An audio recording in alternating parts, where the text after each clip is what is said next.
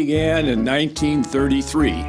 My dad talked the Evanston YMCA into allowing 9-year-olds to join. Well, my first introduction to the YMCA was going to Camp Echo, 1935, if you will.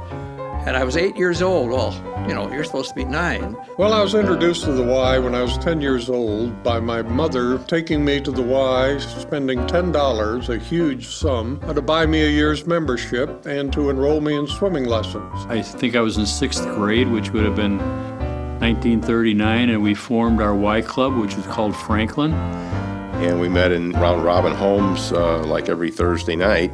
Probably my best friends are people that were friends of mine when I was in 6th, 7th, 8th grade high school. In the 40s and 50s, the Y was really the alternate sports program for most boys. We could play flag football, we could play basketball, we could play baseball in the spring, so we did all of that. That was, you know, where you got together when you came home from school. If you were away, that's when you wanted to get together and see people. You'd always know you'd find them at the Y. There was a place called the Plant Room. Almost everybody would congregate there, and there were dances. And that's where we met our girlfriends. That's where we tried to meet girlfriends. And then from there, the Y dances, Friday Night Live, I believe is what they called them. Those were a tremendous amount of fun. Can you imagine running a high school dance for 3 hours through a jukebox? It's the craziest thing in the world. But we did it. Those friendships have meant so much to us and still do. And now, 64 years later, we are still in touch with each other and have stayed that way all through the years. The problem is what you remember, you don't want to tell anybody. It's the adventures that we had that we thought were a little over the top but got away with. No, I discussed this at lunch with the boys and they told me to keep quiet. When I came to the YMCA, the boys and the men were swimming naked. I had to be the lifeguard sometimes, and I would turn my head, and then I'd bring my head back, and my eyes would kind of go around the pool to see if anyone was on the bottom of the pool. So finally I said, I can't do this anymore. Either I will be the aquatic director, and the men will suit up, or I don't have to be the aquatic director.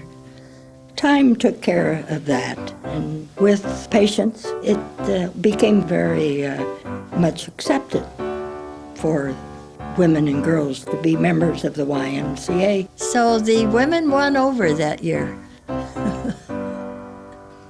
One of the programs that especially felt was meaningful is what we called Little Women. I thought that it was really wonderful that kids had a place to go that was so engaging on Saturday morning.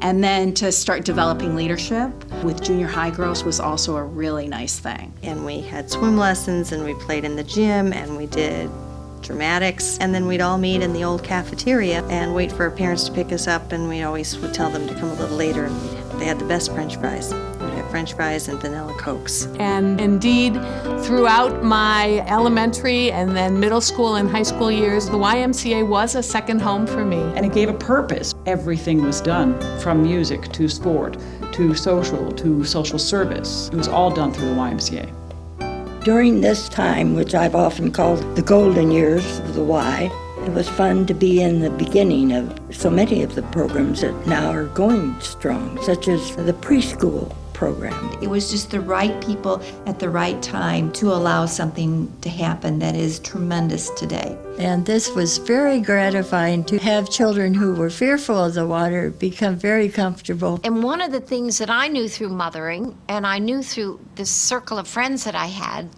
was that not only would kids enjoy swimming lessons, but they also might like to go to the gym. One thing led to another, and there was a gym and stuff program for 2-year-olds, and then that was successful, so we started a Just for Threes program. The focus was developing them age by age. So we went to more for 4s.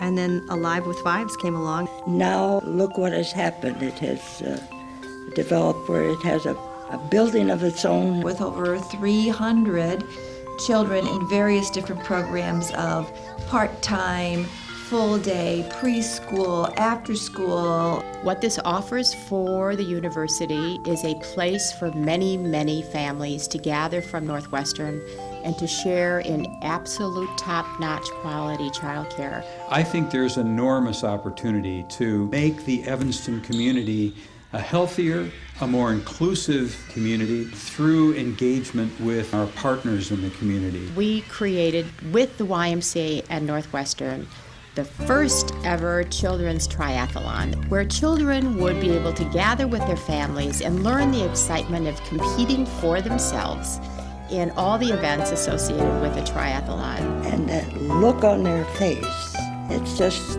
again, it's one of those moments that you say, this is all very, very, very worthwhile. Well, let me take you back a little bit to the Emerson Street YMCA, because I remember it vividly. It was the center hub of activity for African Americans. There were always tremendous programs there, ranging from, arts through athletics that really helped to mold a couple of generations. The primary interest was playing sports and always having a place to kind of like hang out, a safe place where great people, great leadership was provided and high expectations required. They had a pool, a gymnasium, basketball, scattered dodgeball. Jim and I would go to the Y, he would shoot pool. Every Wednesday night you could always expect to go there and see all of your classmates from, like I say, freshmen all the way up to the seniors. So it's just a fantastic time. The Grove Street building was a place that I wasn't supposed to necessarily be at. The Emerson Street Y closed in 1968, I believe. I remember my parents kind of dropping me off and kind of kicking me out of the car and telling me I need to go to the Y. And then me saying, that's the white Y. Are you sure I can get in? It was an effort to what we would now call become more inclusive, but at that time was understood in the context of desegregation and integration. I mean, it was a tremendous loss. I mean, it's kind of like, for some, the only thing that they knew was the Emerson Street Y. It was everything. What I would say is I think there is still some bitterness, some probably a little bit of a divide. I do know, I think the current staff team has tried to bridge that as best they can. Tremendous progress has been made. I became the first African-American chairman of the board of directors. It's worked really hard to kind of build bridges to that history, to kind of make sure that we sustain the commitments to all members of the community. One of the things that I was directly involved in was the Foster Reading Center. That was a wonderful way to let people know that the YMCA was really involved. The bridge is being built. My favorite program really is a mentoring program that I had the opportunity to work with called Project SOAR. And it was a great opportunity to connect caring adults with young people who are in need of positive role models. You're assigned to a child, in this case a 10-year-old, who was living in a foster home with 9 other kids. His father was in prison for murder. His mother was long gone because she was a drug addict. He wanted to be a chef at that time, so we did cooking classes. He ate at our house quite often, met my grandkids, my daughters. I saw what impact it has in a child's life. It just showed me that the Northwestern students could inspire these youth. And today there are always somewhere between 50 and 60 mentors who want to be part of Project SOAR. So the Northwestern students are gaining just as much. I have a deep belief that every young person deserves to know that they're the most important person in the world to somebody. I had not been up to Camp Echo for years, and I actually went up with LaShawn, and we had a weekend up there, and we all took the bus up, and we did the ropes course. And that's something that no matter where a young person was, they could have courage off the charts. We were all in this cabin. There were 4 mentors and their mentees, and LaShawn was in the bunk down below, and I was sleeping in the upper bunk. And he got scared, and he asked if he could come in and just hug me. It was, you could just see that he'd not had that, and he was a little scared, and he had somebody he could come to, and that was probably the most touching moment I can remember with him. We had some good times, though.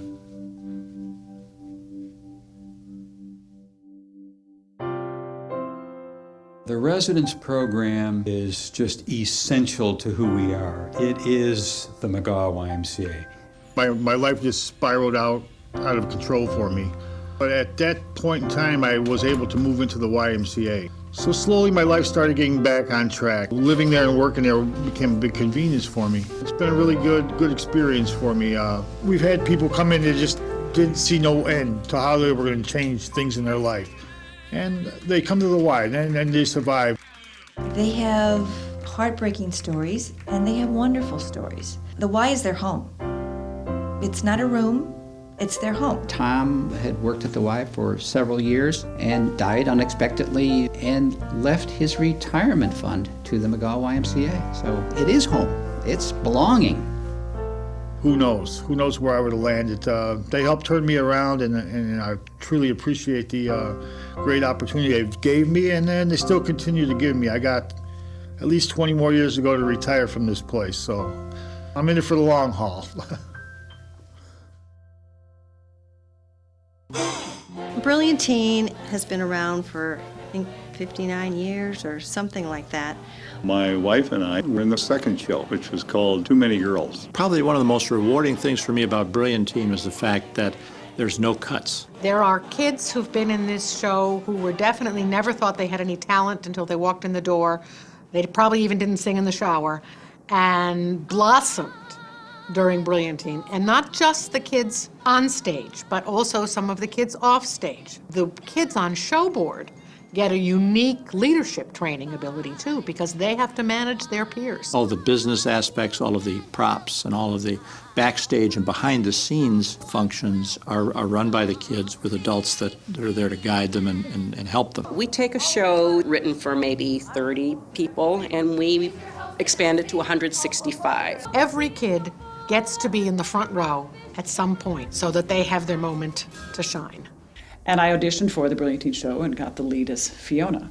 And I had no experience whatsoever reading dialogue or singing solos on stage. I did have the opportunity to be the lead in Little Mary Sunshine as a senior. I was Big Jim Warrington. I was tied to a tree and Big Jim Warrington was coming to save me, and he whispered, "I just had a double Whopper with extra onions," and then proceeded to sing in my face. Brilliant Teen made me laugh, made me smile, made me enjoy him just that much more by seeing another side of what he was interested in our community too. And I remember my mom coming 2 nights before opening, and she went home and stayed up the next 48 hours and made 2 of the most beautiful costumes for the show, and then looked at me and said, "You really can sing."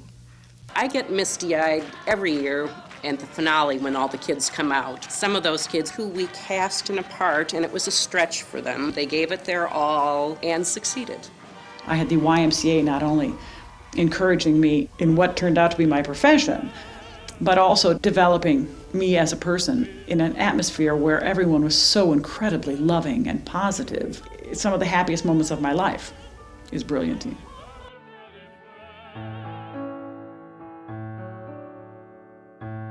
For I believe it was a total of 9 straight years, I was involved in either Indian Guides or Indian Princesses. I was the nation chief several times. My name was Lone Mustang. And you would make moccasins or the vests. And we would go on weekend camping trips to various Y campsites around northern Illinois. And it was a lot of fun for a 5-year-old and his dad. I remember some big bonfires, stories around the campfire, which were mainly life stories. I always do wonder what happened after the kids went to sleep. If I told you, I'd have to kill you.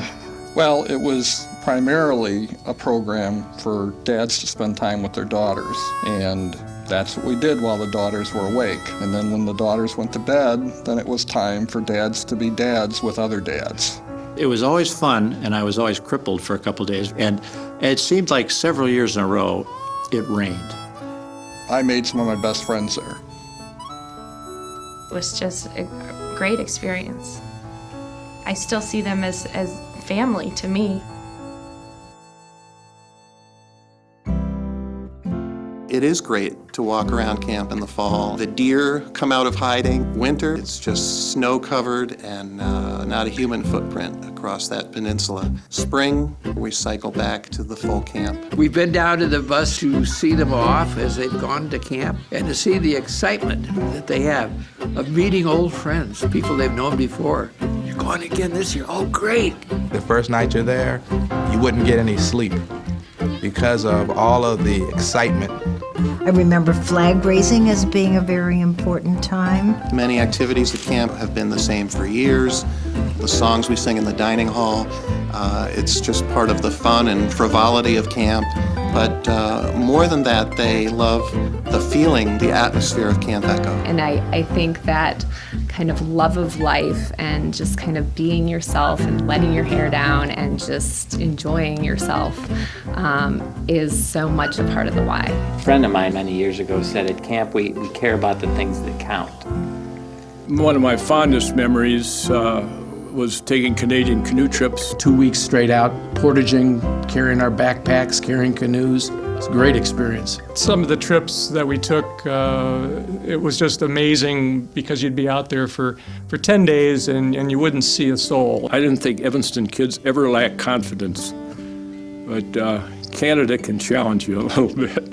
All of us had tipped and we actually lost one whole canoe and we were sort of hanging from trees and stuff and got picked up. That was fun. What an experience for them. The teamwork, team building concept that we instilled. I guess some of them say I gave them confidence. It must have been that if I could do it, why, they were confident they could do it. And you see that cycle continue of campers becoming leaders, becoming counselors, and imparting those values back on a new generation of campers. Lots of generations of family campers have been through here. That the grandparents now were here when I was here in the 60s, and then the parents are still coming back.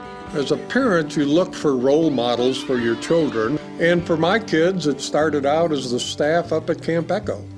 And then they kind of grew up to be those role models. And at the closing campfire, we all stand and face the lake. We yell, "Echo," and then listen. That triggers the lighting of the burning triangle across the lake. That is the triangle symbol of the YMCA, body, mind, and spirit. The Y has had a huge impact on us, and it's a very important part of who we are. I met so many just good, extraordinary people. He was a very special kid, really special. I can't imagine what it would be like without that group. The Y is responsible for my wife. Our date always started with middle school dances. May I have this dance? And she said, "Dad, I've met a guy."